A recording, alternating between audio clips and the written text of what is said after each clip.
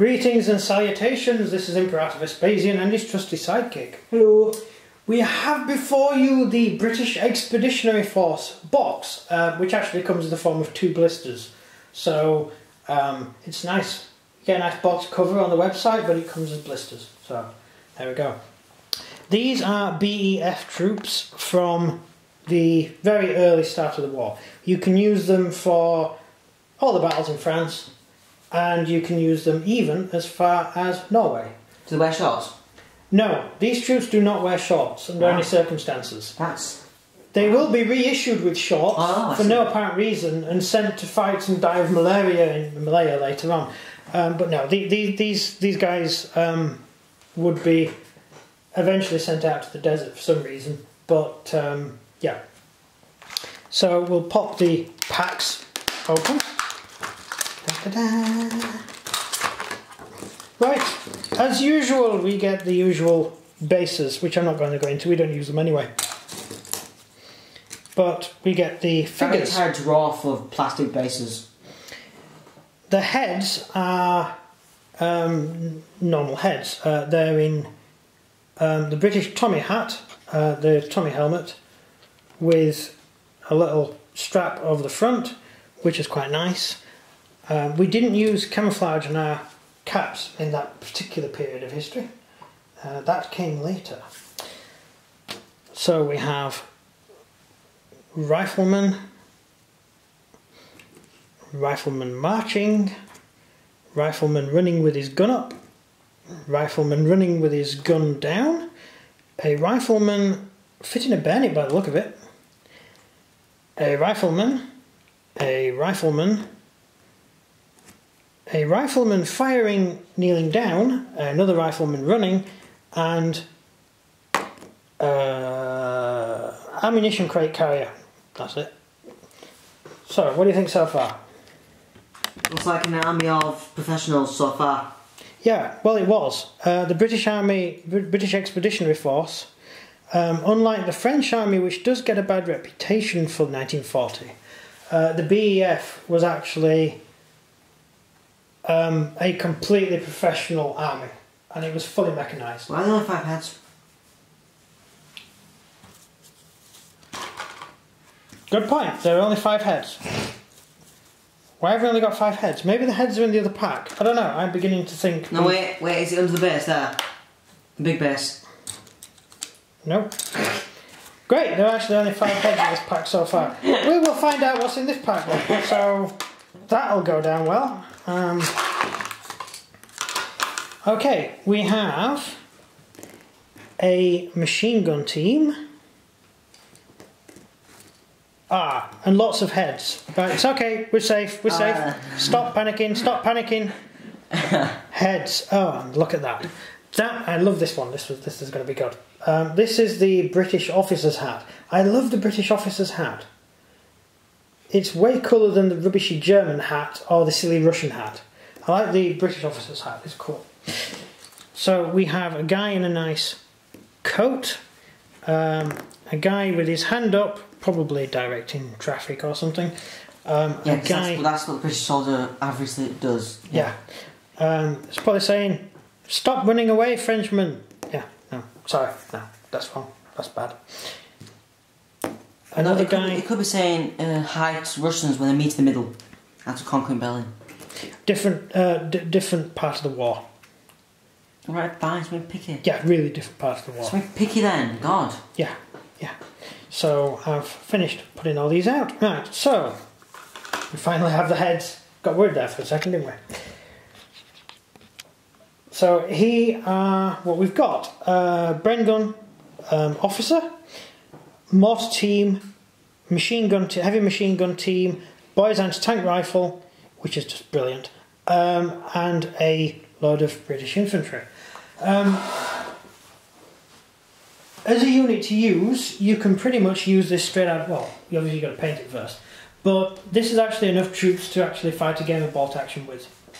It's a mini army. You've got one platoon of infantry, one machine gun section, your anti-tank rifle, and your mortar is going to be, and your officer of course, is going to be enough to actually be able to fight a small skirmish game quite easily with bolt action. So it's actually an army in a box, really, isn't it? Hmm. Any questions so far? What are these men exactly? Special forces or what? Or just regulars? These are just regular British army. Where do they fight? Right. When Germany invaded Poland, France immediately declared war and said, "We've got a treaty with Poland that we will protect Poland, so we'll help." And they declared war on Germany. Britain had the same treaty, and we thought about it for a couple of days. It was more than a couple of days. As soon as Warsaw got taken. Yeah, well, we thought about it for a couple of days, and then we said, "Oh, go on then," because we were worried that the Russians were going to join the war on Germany's side. Germany was allied to Russia at the time, which is often forgotten. People will forget because we've got so many communists around these days. But people do forget that Germany and Russia were allies. And we didn't really want to get in war with Russia. But when Russia didn't attack, we thought, hey, the Russians aren't actually going to get involved. We declared war. Get it? Yep. Makes sense.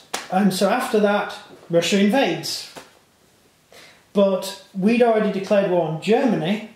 So had we waited until Russia attacked, Russia was supposed to attack straight away as soon as the Germans attacked. But Stalin said, "We're not ready. Sorry, I misplaced the order. I can't remember where I put the Liar. Yeah." He was waiting for everyone to declare war until he actually got involved. So Stalin, sorry, that was my fault. My bad. So Stalin holds off invading. Britain finally declares war, and then Stalin attacks Poland in the rear. So Britain sends over the British Expeditionary Force, which is a small, compact army, entirely mechanised in vehicles and stuff, unlike the German army, which mostly walked on foot, with state-of-the-art tanks, state-of-the-art equipment, and it was a very well-led, very well-motivated army, although Gort was commander of it. What's your opinion on Gort? Who is it? The Gort line?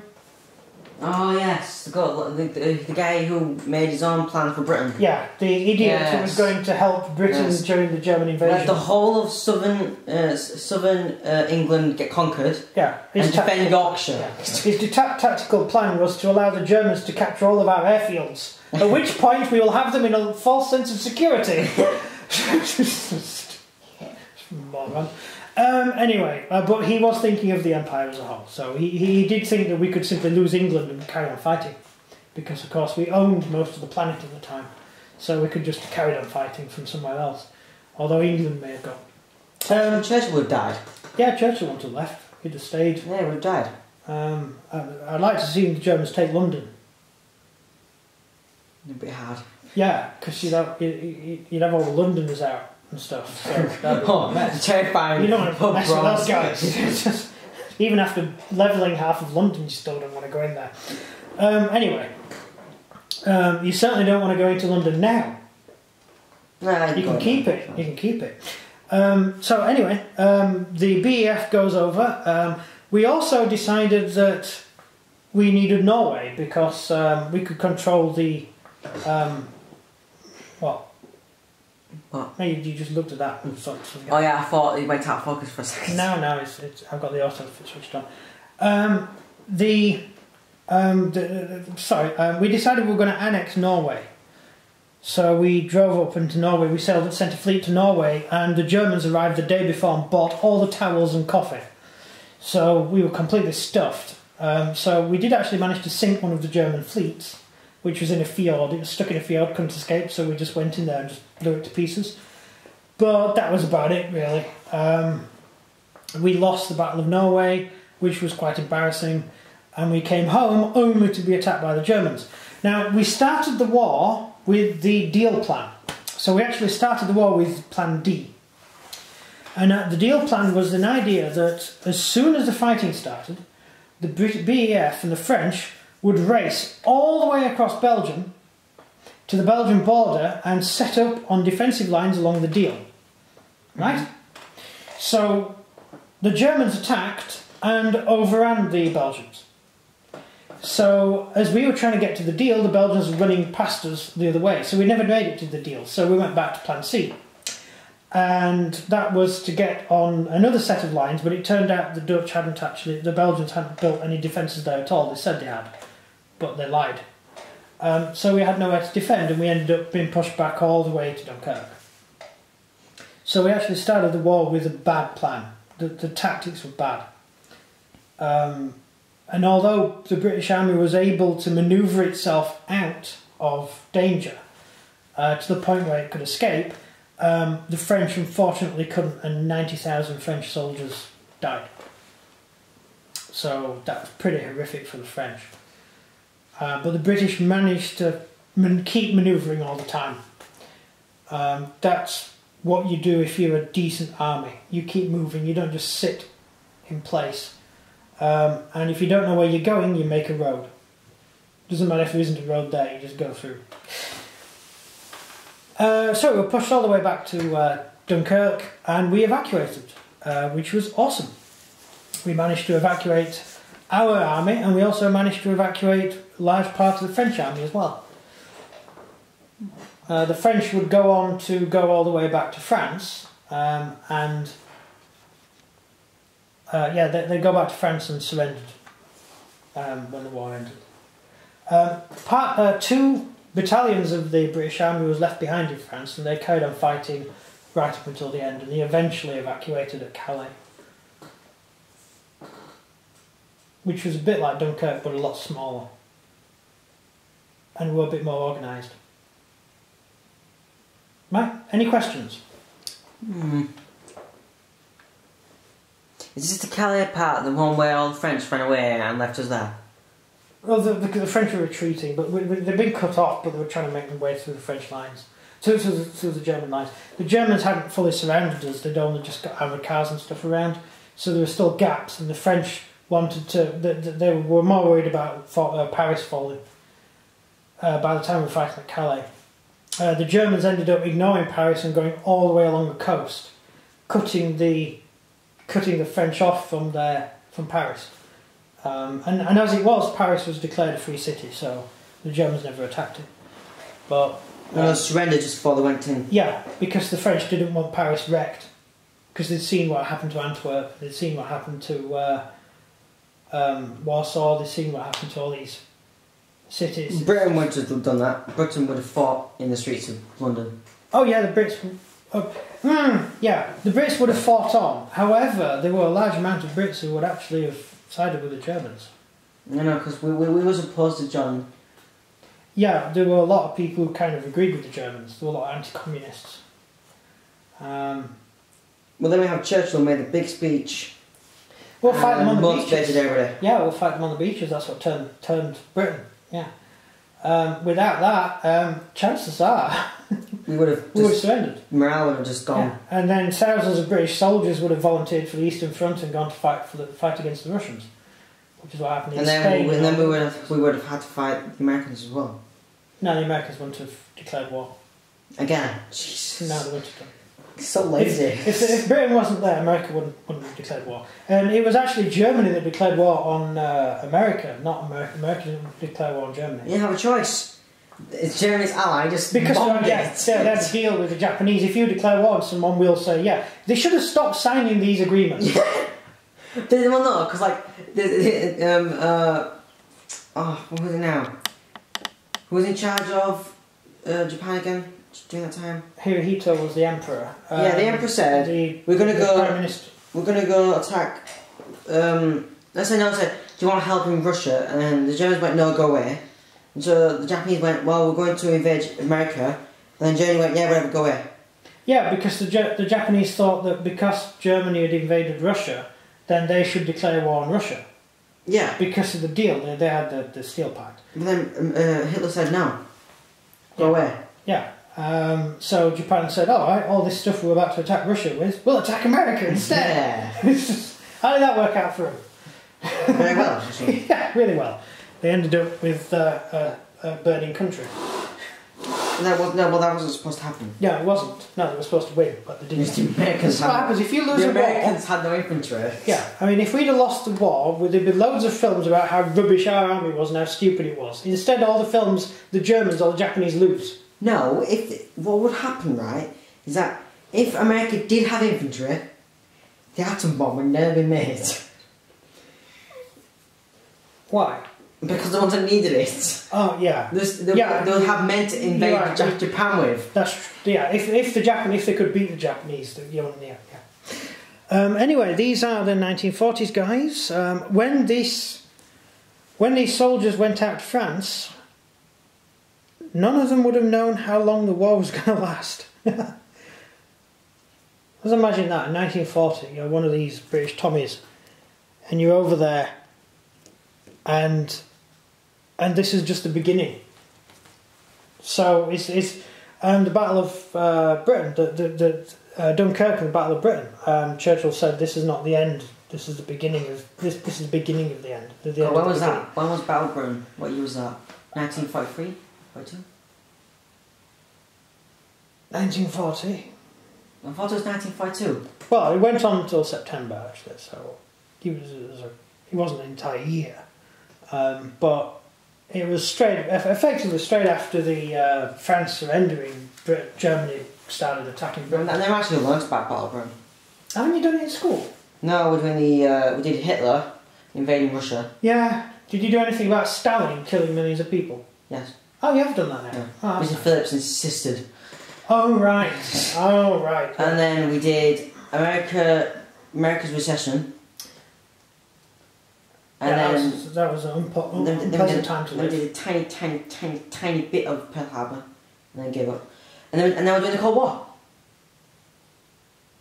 You enjoying the Cold War? No.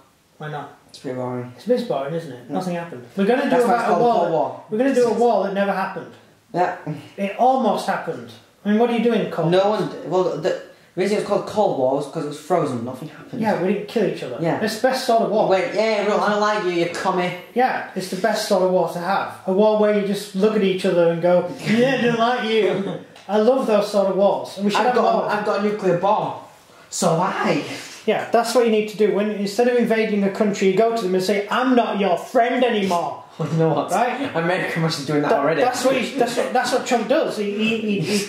He tweets world leaders and says, I don't like you, you're fat and ugly. Yeah, the second Cold War. Yeah, that's how war should be fought. It's much better than dropping bombs on each other. If only they'd have thought of that in 1940. If Hitler would have just phoned up Churchill and gone, I don't like you, you smell.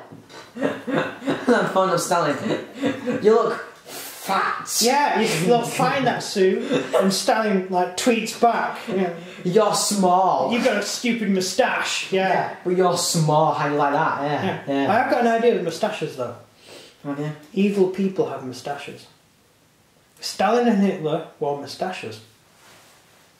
How about that? Alright, never mind, I thought it was through. Okay, so. What about Mussolini? No, Mussolini didn't have a moustache. Exactly.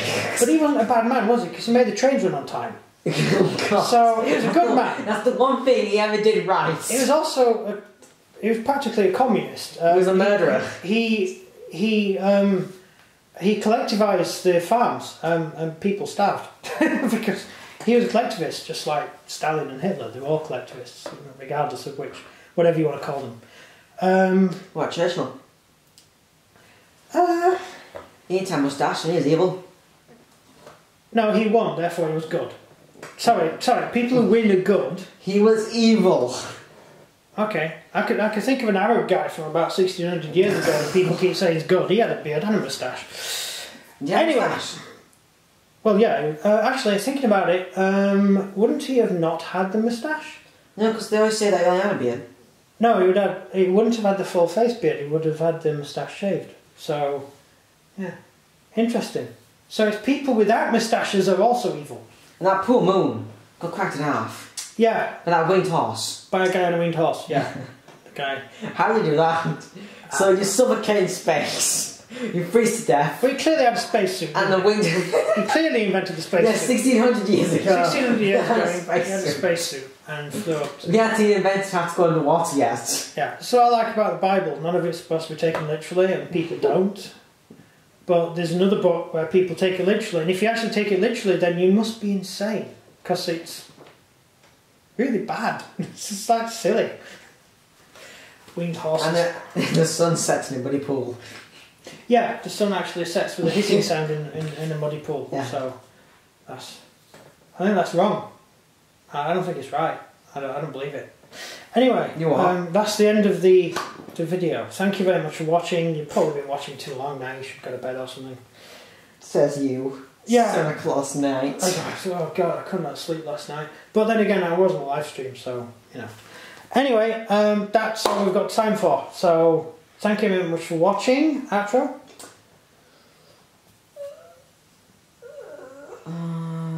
Yeah, that's how I do it. Right, yeah. I completely forgot to. You're weird. So if you enjoyed this video, please like and subscribe and comment down below what you think of these lead figures. That's it from me. And everything from him. Goodbye.